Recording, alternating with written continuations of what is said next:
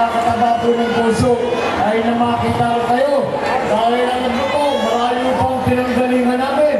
At kanina pa kami umaga na nanggaling pa kami sa La Union para makapunta rito at makasama kayo ngayong tanghali nito.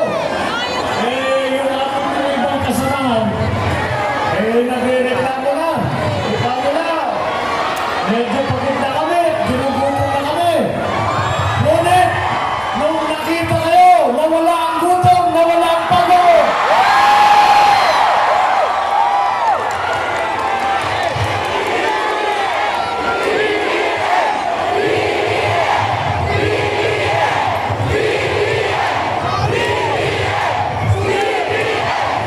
Papasalamat po tayo sa ating buhay. Unang lungsod, Mayor Brian Lim sa kanyang magandang pagpakilala sa atin.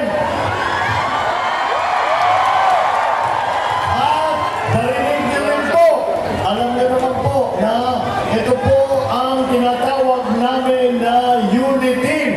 Dahil po, ang aming sinisigaw ay unity, pagkakaisa.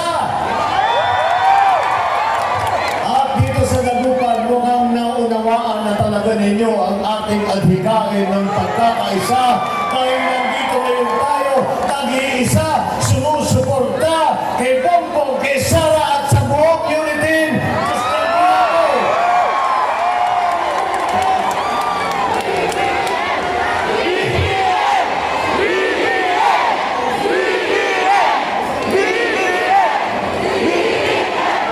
Yun lamang, pagpasok ko, dami ko nakita ng mga talaga na kaway mo ko ang sakit.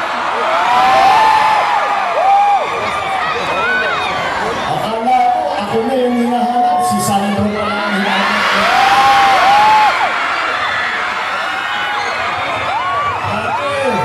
Dati sinasabi ko na nakakatuwa na si Sandro kinikilala na at marami siyang fans. Ngayon, ayaw ko na, magsisiris na ako sa batang mo.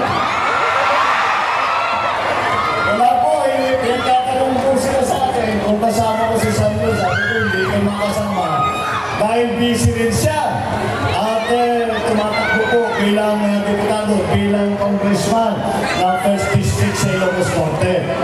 Ngunit, siguro pagka natapos na at medyo kumain na kanyang schedule, nabibisita ko sa inyo para yung hearing na lang inyo ay makikita sa at makisama nila.